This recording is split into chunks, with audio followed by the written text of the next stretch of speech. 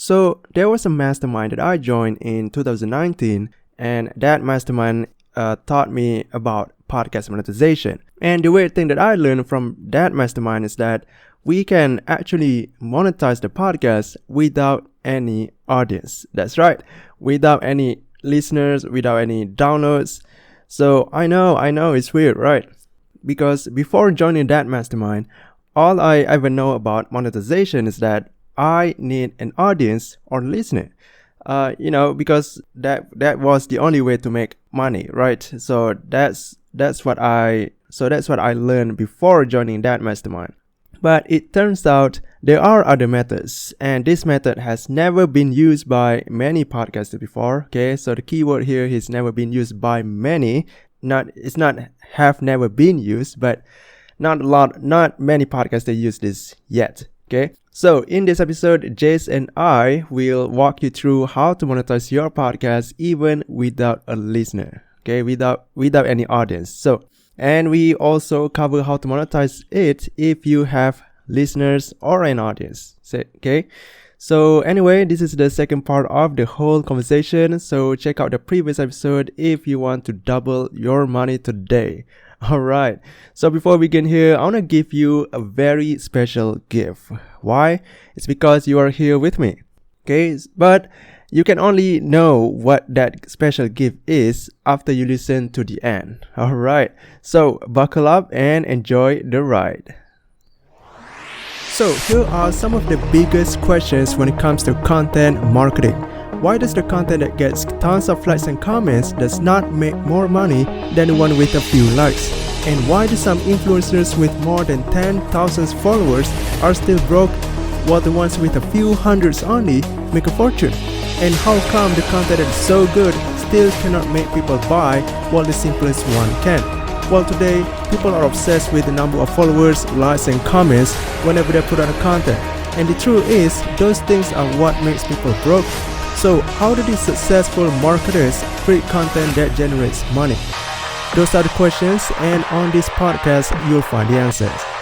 I'm your host, Ashraf, and you're listening to Content Marketing Hacks. Okay, anyway, so back to the question of planning your content. You plan your content, you put the graphic on your Instagram, on your Facebook, and all of this sort of place. And how do I say this? I'm trying to come up with the right words actually. Yeah, no, I get it. Oh my god.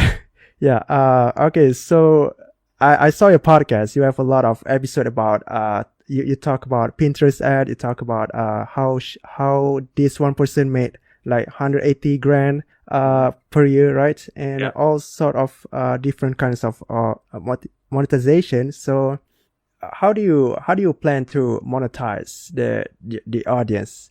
Did you use that podcast to monetize the guests, as you said before, that you have your way to sell your production? Yeah, the company. Yeah. So there's a few different ways, and kind of the first three that I had mentioned are my plan for this podcast, right? So it's one, monetizing the guests. So if I feel like a guest needs some sort of service that I have, after the interview or in a week, I'll follow up with them and just say, hey, I noticed you said this. I do X. Like, would it make sense to have a conversation to see if it's a good fit, see if I can help you out? Very non-threatening, right? Because you don't want them to be off-putted by a sales pitch from the guest. So you got to treat your guest wisely. Like a friend. Yeah. And then the second part is sponsorships. So I've sold a sponsorship that was kind of correlated with the virtual event that I hosted, and then they got a spot on my podcast for a while as well. And I'll be reaching out to other people with affiliates and those kinds of stuff. And then my own services as well. So I've kind of been head down production mode, and a lot of working with my team on the operational side. I haven't had too much of the selling side in the last month, but now we're getting our processes down for the new hires and new podcasts that I'm working with. So we'll be focused more on monetization on that podcast and my other podcast here this summer.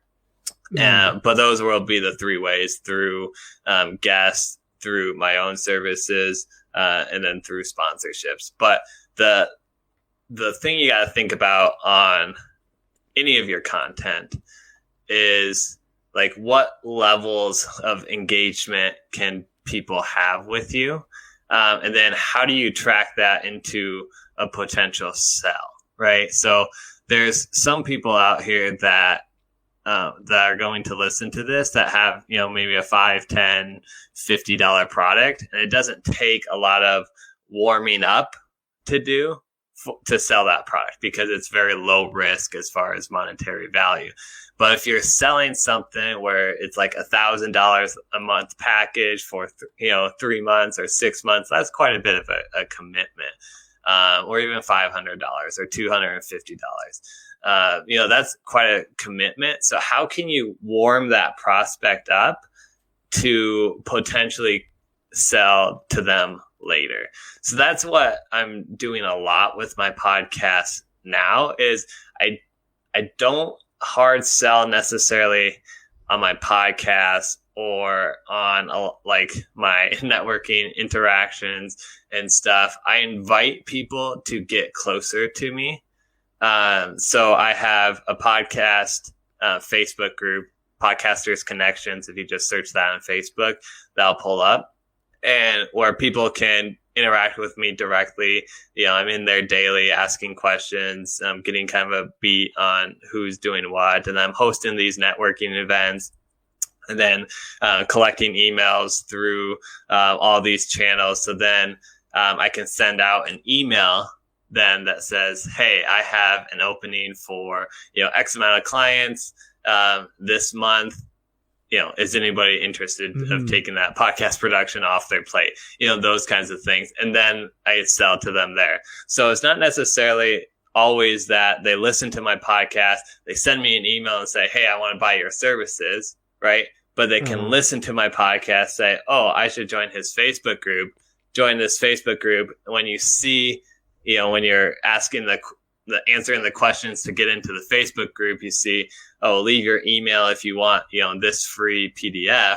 And then they leave their email. Now they're on my email list. So the next time I send out an email that says, hey, I have this service available, then they buy or potentially buy. So that's kind of the process that I use. Wow, that is so smart actually, because first you get the person to join your community, and the second one you get the email address. So yeah, that's a smart move.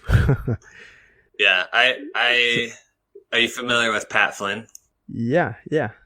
So he has this book called Superfans, and how most people think of sales is kind of a top of the funnel is the widest, and then the bottom of the funnel is like the smallest. So meaning that you have a bunch of people who know you, and then a very small of people that actually buy from you, right? So it's big up here, and then small down there when they actually get to buy. If you can picture it as like an upside down pyramid. Now he takes that from the opposite approach, where is you're building up the levels. So I'm going to try to explain this without a visual, which is going to be hard. But if you imagine like a triangle, okay, and you so have it's like a triangle. Yeah, you have your triangle. Okay. And then you have the big base at the bottom. Yeah. That's anybody who knows your name or your business name, they go into that bottom of the triangle, right?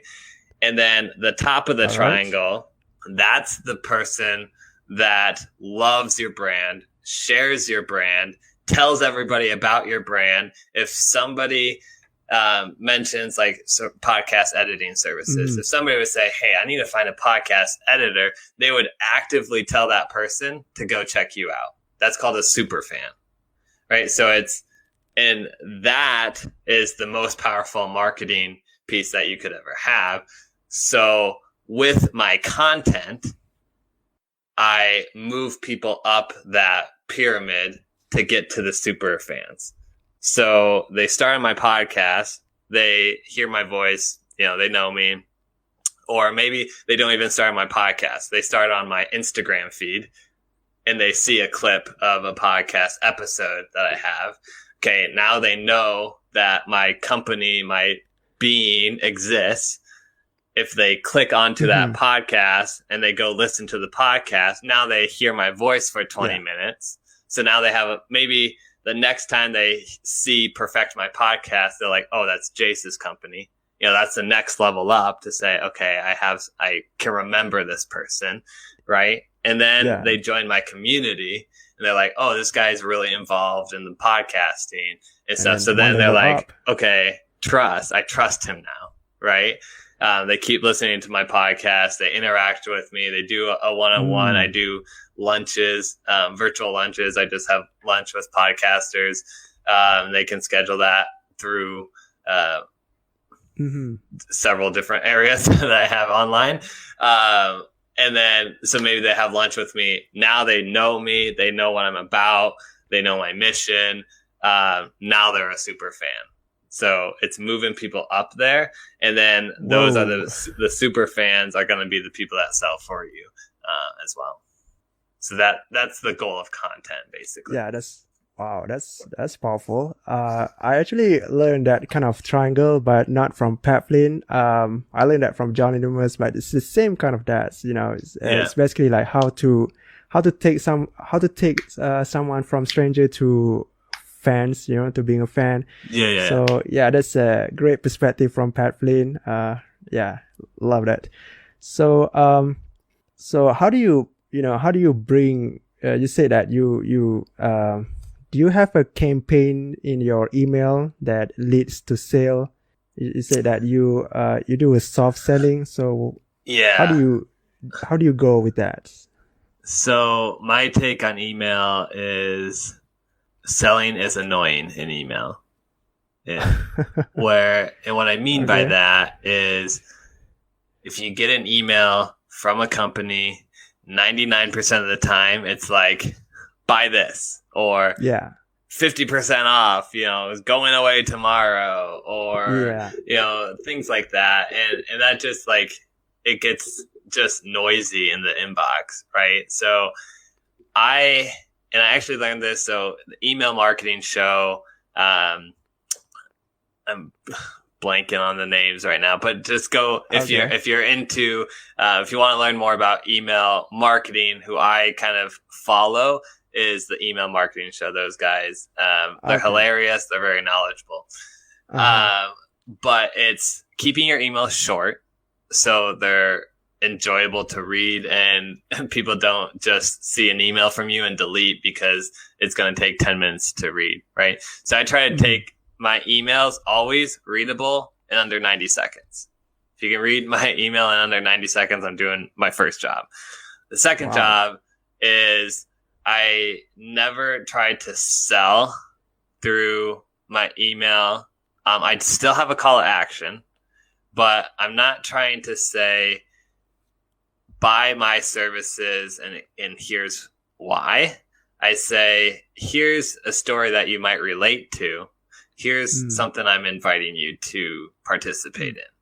So, for example, when I send an email about my podcast that just released on Wednesday, I might send an email on Wednesday, Thursday, or Friday, depending on how busy I am that week.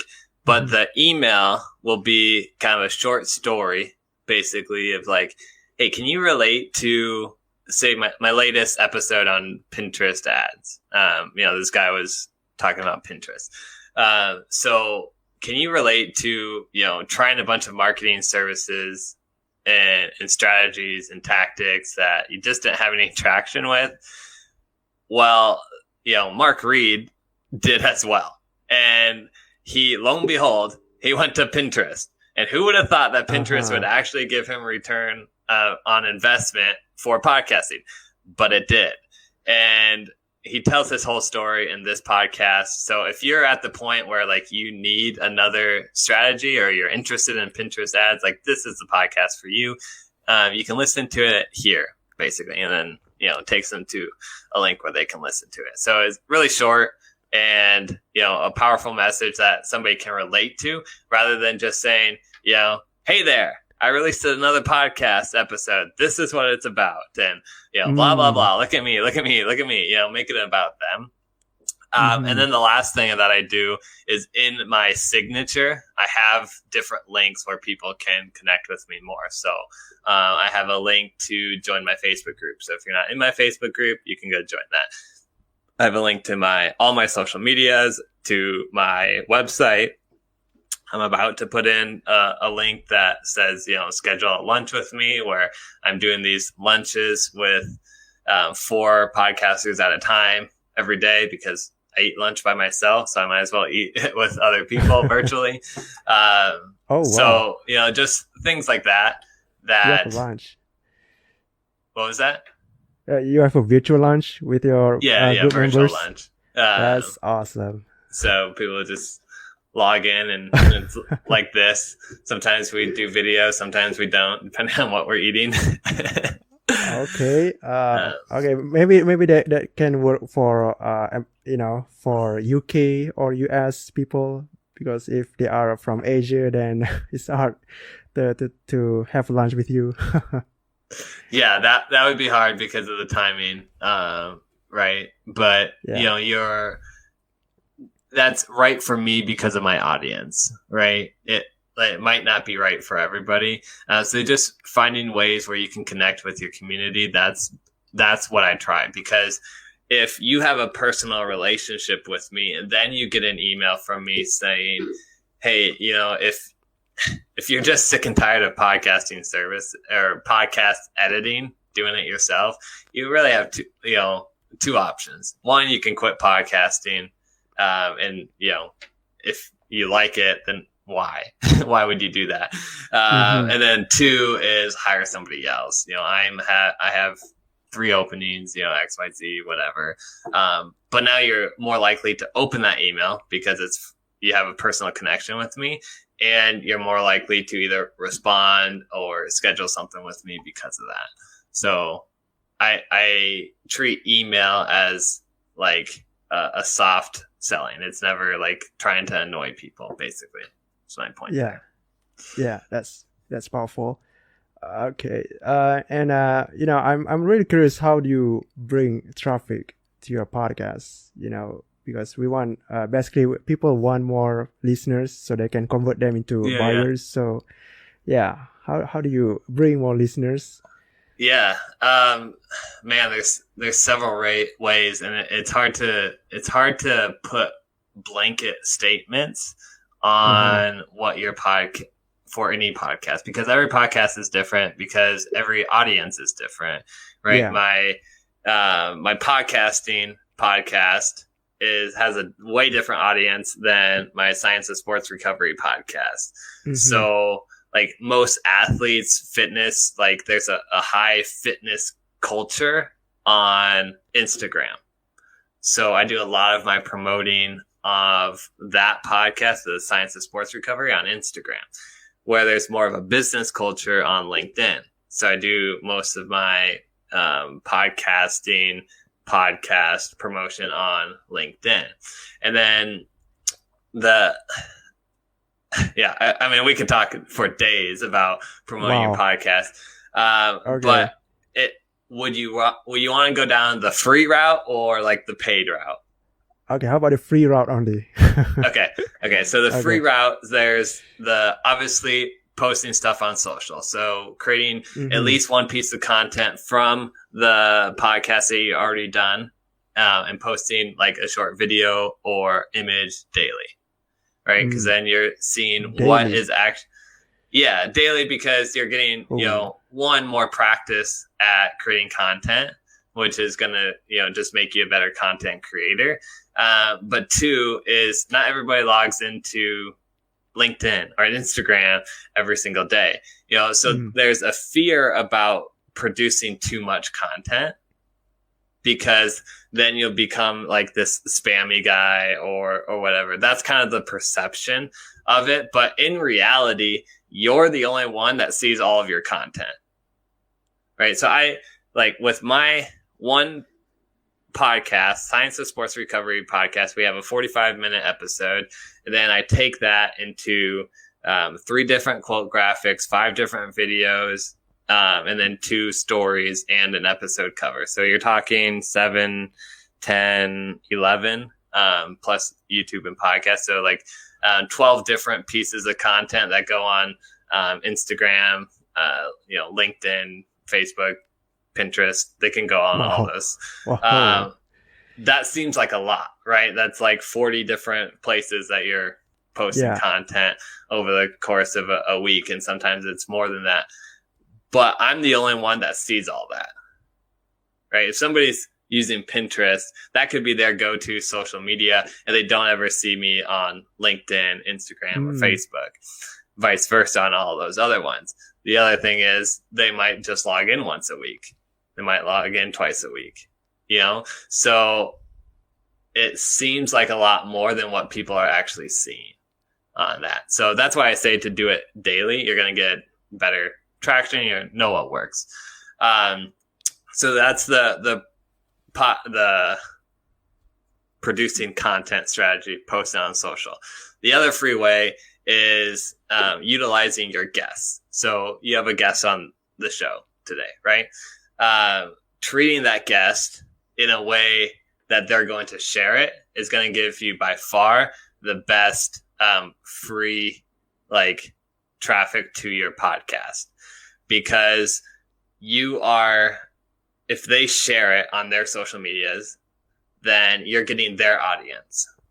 And as long as you don't have a huge overlap, which most people don't, of audiences, you're going to attract new people to your podcast. Right. So if you land a guest that has, 500K Instagram followers or whatever, and they put a story and say, hey, I was just on this podcast, swipe up to hear it, you get immediate traffic to your podcast. So then the question is, how do you get guests to share your content? Right. Well, one is the obvious, tagging them in the content that you're producing daily, or at least semi-daily. Emailing them when the episode comes out, saying, here's the link to the web page, here's a link to if you want to embed it into your website, this and that, and here's all the assets that I created from the podcast. So hand that to you. And then say, promote if you want. If not, that's fine. No pressure. Don't ever pressure them to share it, because one, it just rubs them the wrong way, because if they're doing a lot of podcasts, they can't possibly share everything. And then 2 is if, then it becomes awkward if they didn't like the interview experience or stuff, and they don't want to share it because of that. That could be an issue too. So bottom line is be professional, provide a good interview experience, and then follow up with them afterwards. Here's assets. Make it easy to share for them. So, those, I would say those are probably the 2 biggest ways for free. Unless if you can get speaking gigs and that kind of stuff, speak on stage places, or do collaborations, where I know I haven't ever done it myself. But I know podcasters that will say here, put this ad in your podcast, and I'll put an ad for your podcast in my podcast. So then you promote each other's podcast. That's another free way. And, that's, other than that, if you're already sending emails through your job, that kind of stuff, putting a link to your podcast in your signature, or even in your personal email, those kinds of things. I would say that what people are scared to do, but is the most effective right away, is literally go through your phone and text every one of your contacts that might be remotely into your podcast and just say, hey, I don't know if you know, but I host this podcast. Here's what it's about. I'd really appreciate your support if, listen to it and give me some feedback.